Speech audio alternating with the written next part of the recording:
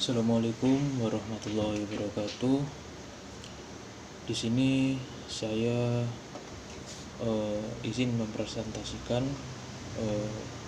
dari mata kuliah Hukum Acara Pidana Khusus yang diampu oleh Bapak Yaris Adil Fajrin, SHMH.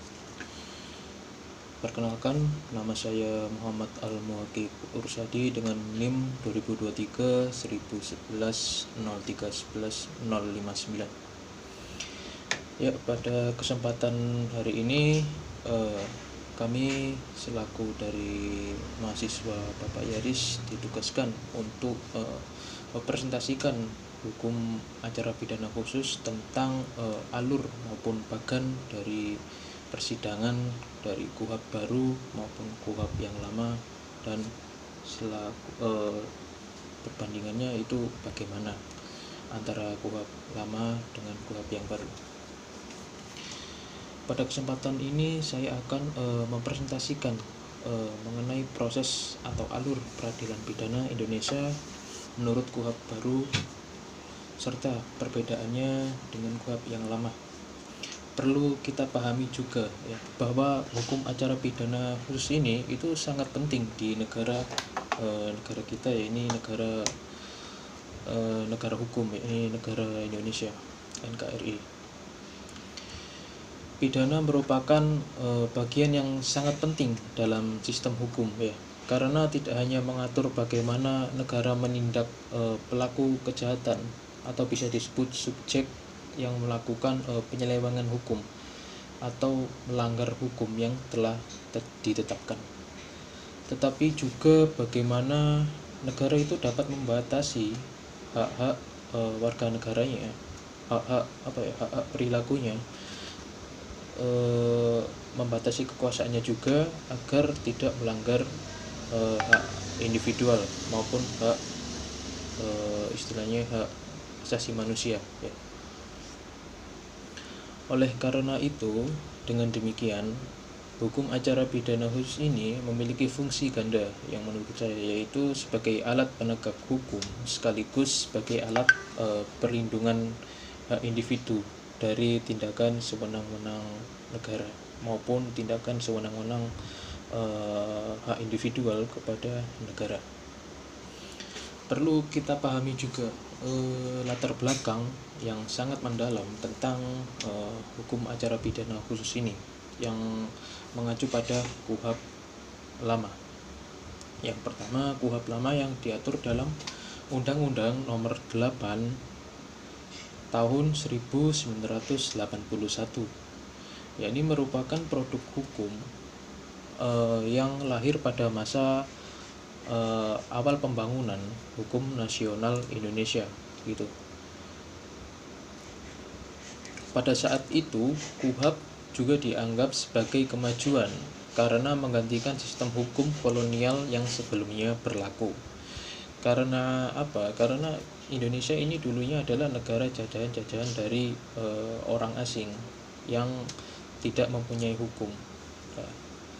Semenjak itulah kita menggunakan hukum kolonial, hukum yang dari asal-usulnya dari negara-negara jajahan yang dulu menjajah bangsa Indonesia.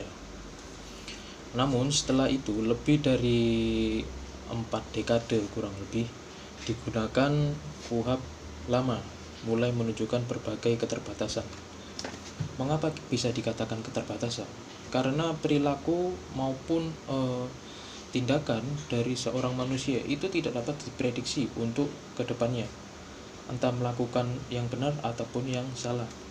Maka dari itu, hukum kita itu tidak bisa bersifat tetap atau bersifat statis.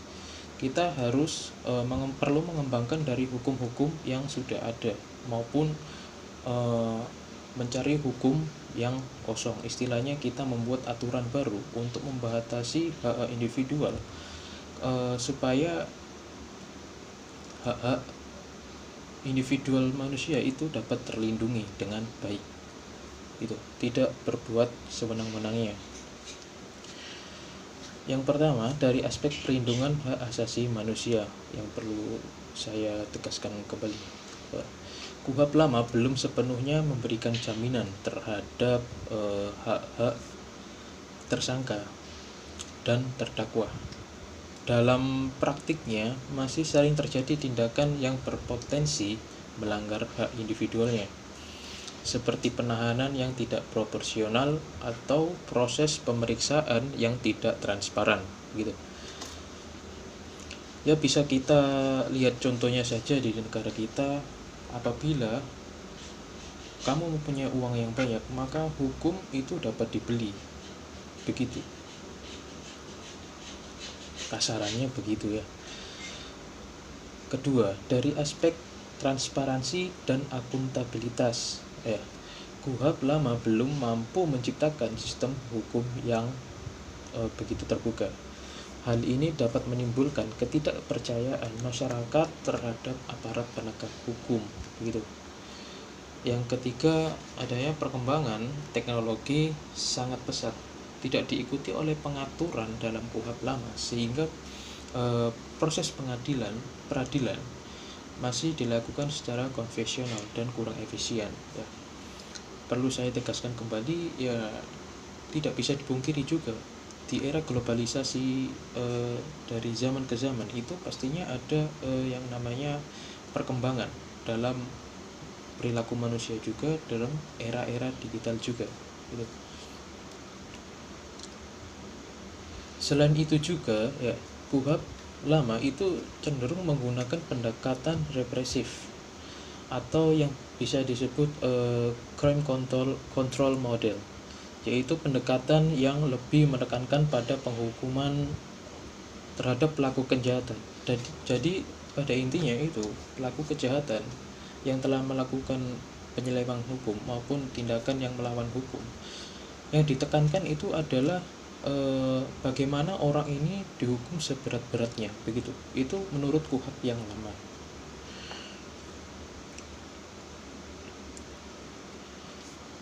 Pendekatan yang lebih menekankan pada penghukuman terhadap pelaku kejahatan tanpa memperhatikan aspek pemulihannya, begitu. Oleh karena itu, diperlukan pembaruan melalui KUHP baru yang mampu menjawab tantangan tersebut dengan pendekatan yang lebih modern, adil, dan berorientasi, dan tentunya perlindungan hak asasi manusia maupun hak individual itu terlindungi secara maksimal. Sebenarnya KUHP baru ini adalah mengadopsi dari KUHP lama. Yang menurut saya KUHP lama itu diperbarui atau ditambahkan agar hukum kita itu tidak bersifat statis serata begitu saja ya. Ya, terkait presentasi saya ini, saya juga merumuskan masalah-masalah yang mungkin dapat diperluas, tapi kurang lebihnya dalam suatu kajian hukum rumusan masalah sangat penting ya, karena menjadi dasar dalam melakukan analisis. Dalam presentasi saya kali ini, saya merumuskan 3 pokok permasalahan utamanya. Yang pertama, bagaimana alur sistem peradilan pidana dalam KUHP lama sehingga kita dapat memahami mekanisme yang selama ini digunakan. Yang kedua, bagaimana perubahan yang dibawa oleh KUHP baru ya, baik dari segi prosedur maupun pendekatan hukumnya kepada masyarakat. Yang ketiga, bagaimana perbandingan antara KUHP lama dan KUHP baru, terutama dalam perlindungan hak asasi manusia maupun hak individualnya, efektif penegakan hukum dan keadilan bagi masyarakat negaranya. Yang saya inginkan dengan rumusan masalah ini, diharapkan pembahasan saya presentasi kali ini menjadi lebih terarah dan sistematis ya. Sebentar, kita ubah dulu ke bagannya ya, begini. kurang lebihnya seperti ini. Tapi saya lupa tidak mohon maaf untuk dalaman alur di persidangannya saya tidak membuat bagiannya, tapi saya punya catatannya setidaknya. Gitu. Selanjutnya tentang pengertian atau bisa disebut teori dan analisis menurut saya. Sistem peradilan pidana merupakan suatu sistem yang terdiri dari beberapa komponen atau subsistem yang saling berkaitan dan bekerja sama secara terpadu. Karena apa? Apabila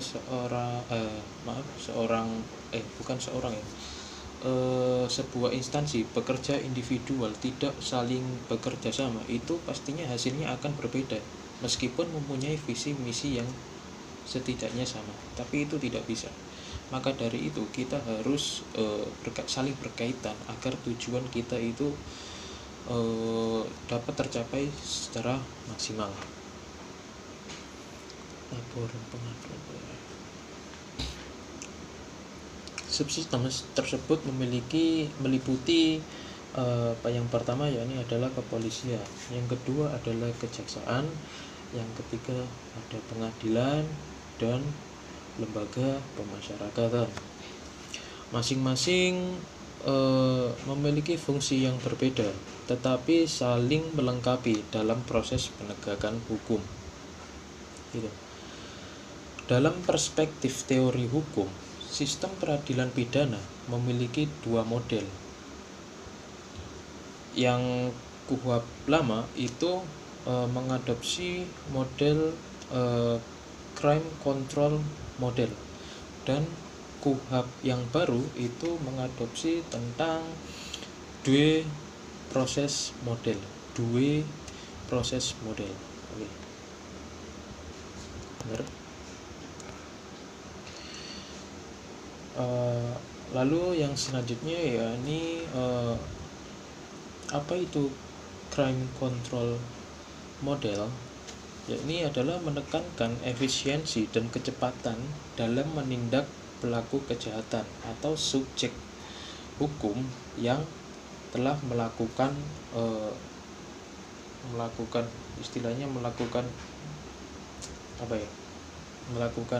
penyelewengan hukum gitu, penyelewengan tindakan untuk melebihi batas hukum gitu. Sedangkan dua proses model adalah menekankan perlindungan hak asasi manusia dan prosedur yang tentunya adil atau fair to fair, rata antara terdakwa maupun pengadu. Idealnya dalam sistem peradilan pidana harus mampu menyeimbangkan kedua model tersebut agar tercapainya sebuah keadilan yang substantif gitu. Selanjutnya saya membahas tentang dasar hukum yang konseptual. KUHP merupakan hukum acara pidana yang berfungsi sebagai pedoman dalam melaksanakan hukum pidana material. Saya ulangi lagi, KUHP merupakan hukum acara pidana yang berfungsi sebagai pedoman dalam melaksanakan hukum pidana material. Oke. KUHP lama yang berlaku sejak 1981 sampai tahun kemarin itu ya, menjadi dasar hukum selama puluhan tahun. Namun dalam perkembangannya muncul kebutuhan perilaku manusia yang tidak bisa ditebak untuk kedepannya, dan itu harus dilakukan reformasi hukum atau pembaruan hukum agar perilaku manusia yang melakukan kejahatan yang tidak ada hukumnya maupun kekosongan hukum itu perlu kita batasi dengan melakukan reformasi hukum itu tadi. Dan selanjutnya KUHP baru yang diatur dalam Undang-Undang Nomor 20 Tahun 2025. merupakan bentuk pembaruan hukum dari KUHP yang lama yang berlaku. KUHP baru berlaku tahun ini ya, mulai dari awal bulan kemarin disahkan. Oke. Merupakan bentuk pembaruan hukum yang mengarah pada prinsip due process of law tadi, yaitu setiap proses hukum harus dilakukan secara adil dan transparan, dan menghormati antar hak individual gitu. Tentunya hak asasi manusia itu lebih dikedepankan. Perubahan ini juga menunjukkan bahwa sistem hukum Indonesia mulai mengedepankan keadilan substantif, bukan hanya keadilan formal saja.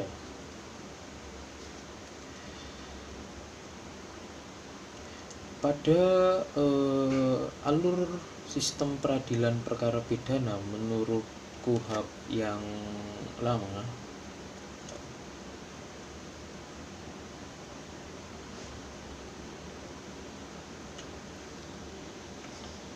yang pertama ada laporan atau bisa disebut pengaduan. Yang kedua ada penyelidikan.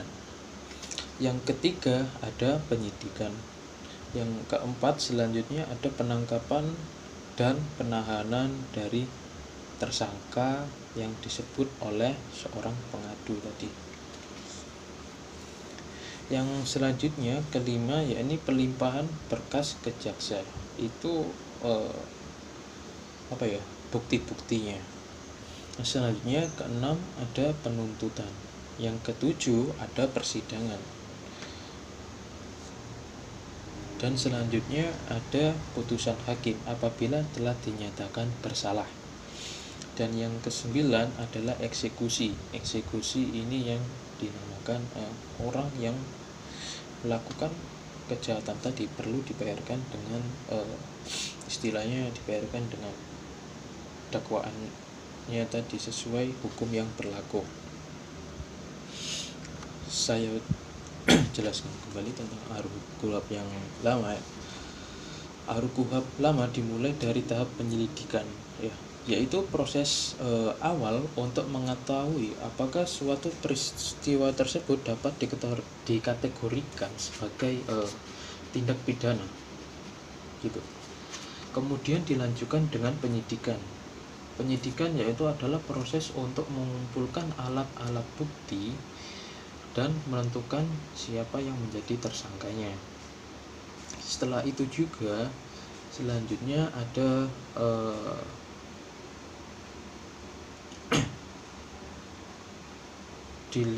istilahnya bagaimana ya? Setelah itu ada berkas perkara yang dilimpahkan kepada jaksa apabila alat-alat bukti ini telah memenuhi prosedur maupun persyaratan untuk persidangan. Dilimpahkan kepada jaksa penuntut umum untuk dilakukan penuntutan di pengadilan. Oke. Dalam tahap persidangan, hakim akan memeriksa alat-alat bukti dan mendengarkan keterangan saksi serta memberikan kesempatan kepada terdakwa untuk membela diri. Setelah proses persidangan tersebut, hakim akan menjatuhkan putusan yang kemudian dilaksanakan tahapan eksekusi kepada terdakwa tadi apabila dinyatakan telah melakukan tindakan perbuatan melawan hukum ya, perbuatan melawan hukum. Namun dalam praktik proses ini seringkali berjalan secara kaku dan kurang memperhatikan aspek keadilan bagi semua pihaknya. Dan saya juga menurut saya ada kelemahan KUHP yang lama. Kelemahan utama dalam KUHP lama terletak pada pendekatan yang cenderung represif, yakni dalam model crime control fokus utamanya adalah menghukum pelaku secepat mungkin, sehingga seringkali mengabaikan hak-hak dari tersangka maupun terdakwa tadi gitu. Selain itu, kurangnya transparansi dan pengawasan membuat sistem ini itu rentan terhadap penyalahgunaan kewenangan gitu. Ya, perlu kita lihat tinjau kembali dari negara-negara kita juga, para pejabat apabila melakukan tindakan perbuatan melawan hukum, apabila dia misal dia sudah divonis nih, tapi dia kan orang tinggi, itu juga hukum kita itu tidak bisa dipungkiri, bisa dibeli gitu. Itu adalah kurangnya transparansi kembali gitu. Selain itu juga kurangnya transparansi dan pengawasan untuk membuat sistem ini rentan terhadap penyalahgunaan kewenangan itu tadi ya. Hal ini dapat berdampak pada ketidakadilan baik tersangka maupun korbannya. Dengan demikian, KUHP lama dinilai belum sepenuhnya mencerminkan prinsip negara hukum yang menjunjung tinggi terhadap hak asasi manusia. Yang selanjutnya tentang bagan alur sistem peradilan perkara pidana menurut KUHP yang baru.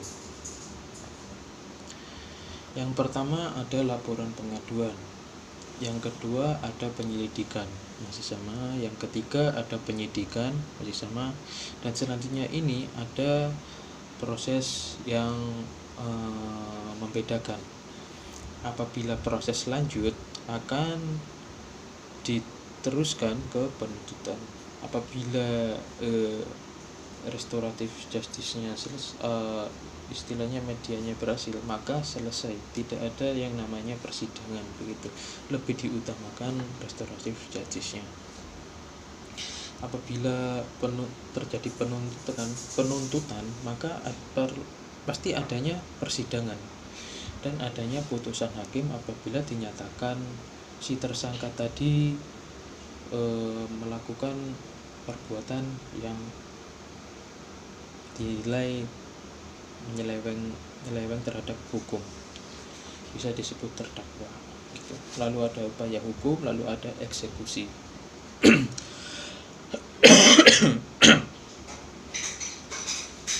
KUHP yang baru membawa perubahan yang sangat mendasar dalam sistem peradilan pidana di Indonesia kali ini ya.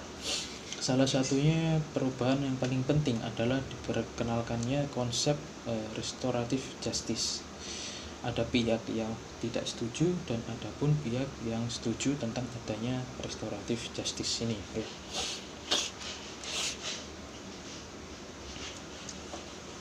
Salah satu perubahan yang paling penting adalah diperkenalkannya konsep restoratif justice ini tadi. Restoratif justice merupakan pendekatan yang menekankan pada pemulihan hubungan antara pelaku, korban, dan masyarakat, bukan sekedar penghukuman saja kepada si terdakwa maupun tersangka maupun terdakwa tadi. Pendekatan ini juga bertujuan untuk menciptakan keadilan yang lebih manusiawi dan berimbang. Selain itu juga, KUHP baru juga mengakomodasi penggunaan teknologi dalam proses peradilan, seperti persidangan elektronik bisa melalui Google Meet, bisa melalui Zoom Meet apabila tidak dapat menghadiri persidangan secara offline maupun secara langsung, yang memungkinkan proses hukum berjalan lebih cepat, efisien, dan transparansi tentunya. Dengan demikian, adanya KUHP baru tidak hanya memperbaiki prosedur, tetapi juga mengubah paradigma hukum secara fundamentalnya gitu. Adapun keunggulan dari KUHP yang baru, keunggulan KUHP baru dapat dilihat dari pergeseran paradigma menuju due process model. Model ini menekankan bahwa setiap individu memiliki apa istilahnya, memiliki hak yang harus dilindungi dalam setiap proses hukum. Selain itu juga adanya pengawasan yang lebih ketat terhadap aparat penegak hukum bertujuan untuk mencegah penyalahgunaan kewenangan kekuasaan. Gitu. Lalu pengadilan presiden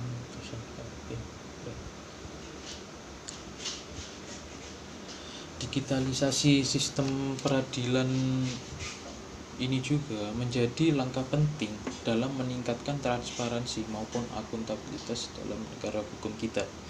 Dengan demikian, KUHP baru mencerminkan sistem hukum yang lebih istilahnya lebih modern dan lebih berkeadilan yang menjunjung tinggi HAM. Menurut saya, analisis saya, KUHP baru merupakan langkah progresif dalam reformasi hukum pidana di Indonesia kali ini. Namun demikian, keberhasilan KUHP baru sangat bergantung pada cara kerjanya, bisa disebut implementasinya. Sudah benar apa belum? Percuma kalau implementasinya penegak hukum ini salah.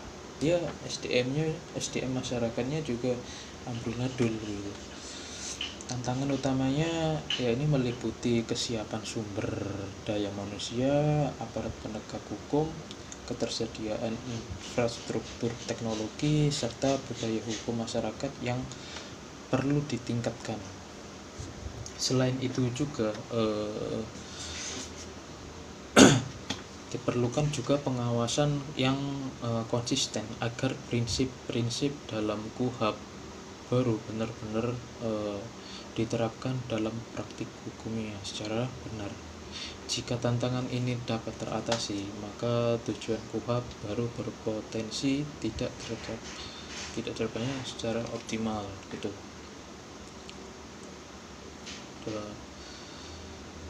KUHP baru ini merupakan bentuk reformasi hukum, bisa disebut reformasi hukum, bisa disebut penambahan dari KUHP yang lama.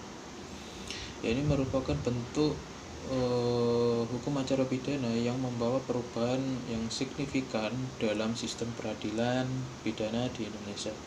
Perubahan ini juga mencerminkan pergeseran dari pendekatan represif menuju pendekatan yang lebih humanis dan berorientasi pada hak asasi manusia.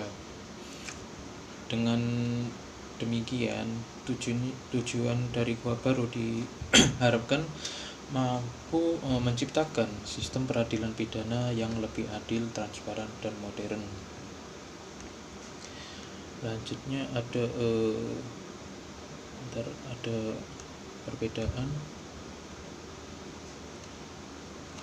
perbandingan ya. KUHP yang lama pada dasarnya berbasis crime control model, dan KUHP yang baru berbasis pada due process of law. Fokusnya terpadu pada efisiensi dan penghukumannya kepada tersangka, lalu dinyatakan terdakwa untuk dieksekusi hukumnya seberat-beratnya atau setimpal-timpalnya sesuai dengan perilakunya yang melawan hukum. Dan KUHP yang baru ada tambahan tentang restoratif justice tadi. KUHP yang lama berpotensi melanggar hak asasi manusia atau hak tersangkanya itu terabaikan begitu. Dan KUHP yang baru fokusnya lebih meluas dan juga penting berkeadilan dan serta pemulihannya itu bagaimana gitu. Dan pastinya hak asasi manusianya itu terlindungi ya. Menurut saya ada selanjutnya ini ada perbedaan dari KUHP lama maupun KUHP yang baru yang mungkin saya jelaskan. Ini ada kurang lebihnya ya, mohon maaf teman-teman yang bersangkutan. Dari KUHP yang lama yang crime control model itu Kita jelasin, kita kembali lagi ya. Oke. Nah, ini ada restoratif justice, selesai penyidikan. Nah, di sini tidak ada yang KUHP lama. Perbedaan paling mendasar antara KUHP lama dan KUHP yang baru terletak pada paradigma hukum yang digunakan. KUHP lama menggunakan pendekatan crime control model, yaitu sistem yang berfokus pada efektivitas penegakan hukum dengan cara menemukan pelaku dan menghukumnya secepat mungkin. Dalam pendekatan tersebut ini, negara memiliki kekuasaan yang sangat besar, sehingga proses hukum seringkali terjadi lebih berpihak pada kepentingan negara daripada individualnya. Akibatnya itu tersangka sering diposisikan sebagai objek apa ya? Objek pemeriksaan, bukan sebagai objek hukum yang memiliki hak individual. Hak individualnya itu terlupakan gitu. Sebaliknya, KUHP yang baru itu mengadopsi pendekatan due process of law yang menekankan bahwa setiap proses hukum harus berjalan secara adil, transparan, dan menghormati hak asasi manusia maupun hak individual dari perseorangan. Ya. Selain itu juga, KUHP baru juga mengintegrasikan konsep restoratif justice yang tidak hanya bertujuan menghukum pelaku, tetapi juga memulihkan hubungan, istilahnya apa ya, bertujuan untuk menghukum pelaku, memulihkan hubungan antara pelaku dengan si korbannya tadi serta masyarakat itu juga. Dengan demikian terjadi perubahan mendasar dari sistem yang berorientasi pada penghukuman menuju sistem yang berorientasi pada keadilan serta pemulihannya gitu.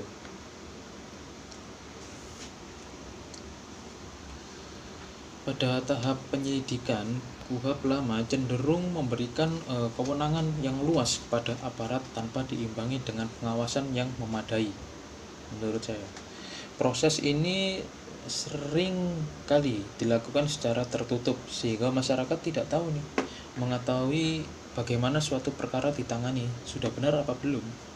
Kondisi ini membuka peluang terjadinya penyalahgunaan wewenang. Dalam KUHP baru, penyelidikan diarahkan untuk lebih transparan dan akuntabel. Artinya, setiap tindakan aparat harus dapat dipertanggungjawabkan secara hukum dan dapat diawasi oleh masyarakat. Hal ini sangat penting untuk meningkatkan kepercayaan masyarakat terhadap sistem peradilan pidana di Indonesia. Dan di tahap penyidikan ini, KUHP yang lama itu fokusnya pada pembuktian, dan KUHP yang baru itu fokusnya ke perlindungan hak tersangka. Bukan fokus, tapi lebih ditambahkan juga perlindungan hak-hak tersangka tadi. Dalam KUHP lama, penyidikan lebih berfokus pada upaya pembuktiannya kesalahan tersangka. Akibatnya, tersangka sering diposisikan sebagai objek dan hak-haknya tidak selalu diperhatikan secara optimal gitu. Karena kalau kamu salah, ya udah kamu salah, ngapain kamu dibenarkan gitu. Itu menurut KUHP yang lama. Dan KUHP yang baru itu tidak ada perlindungan. Namun apabila dia salah, ya tetap dinyatakan bersalah. Dalam KUHP baru, pendekatan ini berubah. Tersangka dipandang sebagai subjek hukum yang memiliki hak, seperti hak untuk didampingi penasihat hukum dan hak untuk tidak diperlakukan secara sewenang-wenangnya. Dengan demikian, proses penyidikan menjadi lebih seimbang antara kepentingan negara dengan kepentingan individual. Selanjutnya ada penangkapan dan penahanan.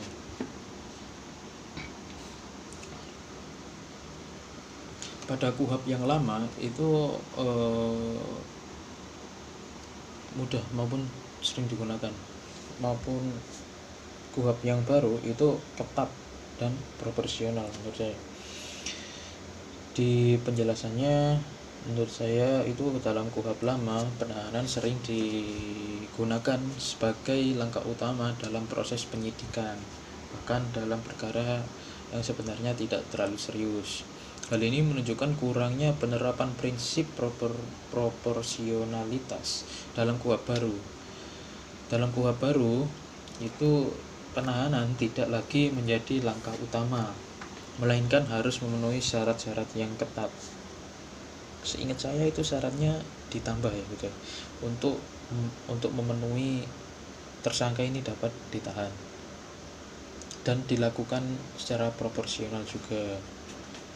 Artinya penahanan hanya dilakukan jika benar-benar diperlukan, misalnya untuk mencegah pelarian atau penghilangan barang bukti dari si tersangka tersebut.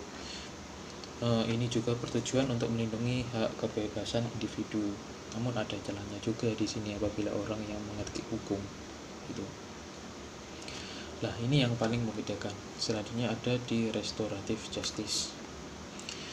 Merupakan perbedaan yang paling signifikan antara KUHP lama dan KUHP baru ya. Dalam KUHP lama semua perkara harus diselesaikan melalui pengadilan dan berakhir pada putusan hakim lalu dieksekusi.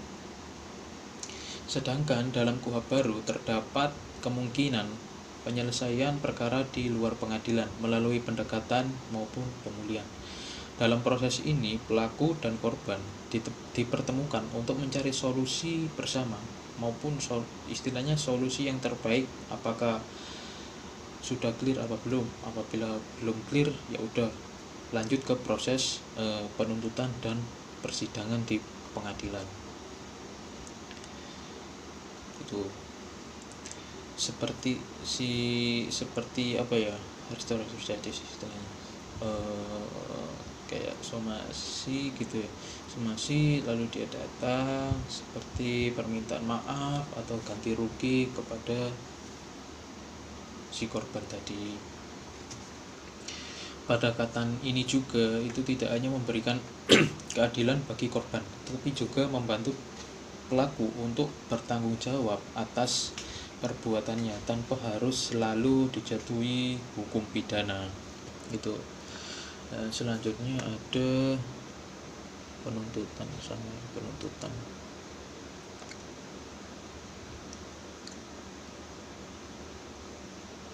Dalam KUHP lama, di penuntutan dalam KUHP lama, jaksa hampir selalu melanjutkan perkara ke pengadilan tanpa mempertimbangkan alternatif lain. Sedangkan dalam KUHP baru, jaksa memiliki kewenangan untuk mempertimbangkan apakah suatu perkara layak dilanjutkan atau tidak gitu. Terutama jika dapat diselesaikan melalui restoratif justice tadi. Hal ini membuat sistem menjadi lebih fleksibel dan efisien. Dan selanjutnya pada persidangan. Persidangan di KUHP lama itu dilakukan secara manual, ibaratnya offline, harus datang ke pengadilan. Sedangkan kalau di KUHP baru itu bisa melalui online ya, persidangan online. Apabila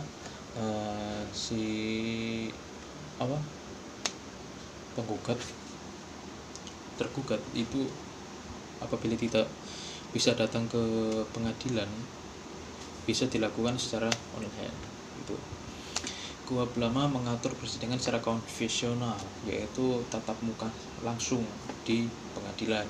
Hal ini juga mungkin kali sering menyebabkan menjadi lama dan memerlukan biaya yang besar, karena kan ada mungkin rumahnya jauh nih dari pengadilan, atau juga itu kan memerlukan biaya juga gitu. Namun ada celahnya juga. Dalam KUHP baru, persidangan dapat dilakukan secara digital atau elektronik. Dengan adanya digitalisasi, proses menjadi lebih cepat, transparan, dan dapat diakses oleh lebih banyak pihak. Dan yang terakhir ada putusan dan upaya hukum. KUHP baru memberikan pengaturan yang lebih jelas mengenai hak-hak terdakwa dalam mengajukan upaya hukum seperti banding maupun kasasi. Hal ini bertujuan untuk memastikan bahwa setiap individu itu mendapatkan hak keadilannya yang maksimal dalam proses hukum yang berlangsung gitu. Baik, dengan demikian perbedaan antara KUHP lama dan KUHP yang baru menunjukkan adanya perubahan yang besar ya dalam sistem peradilan pidana di Indonesia. Dari sifat yang represif menuju sistem yang lebih humanis, adil, dan berorientasi pada pemulihan dari hak tersangka tadi. Baik, itu saja dari presentasi saya kali ini tentang bagan alur sistem peradilan perkara pidana menurut KUHP lama dan KUHP baru serta apa perbedaannya yang menurut saya signifikan dari analisis saya. Apabila analisis maupun presentasi saya ada kurang-kurangnya maupun tutur salah kata, mohon maaf. Itu saja yang dapat saya sampaikan. Wassalamualaikum warahmatullahi wabarakatuh. Oke, selesai.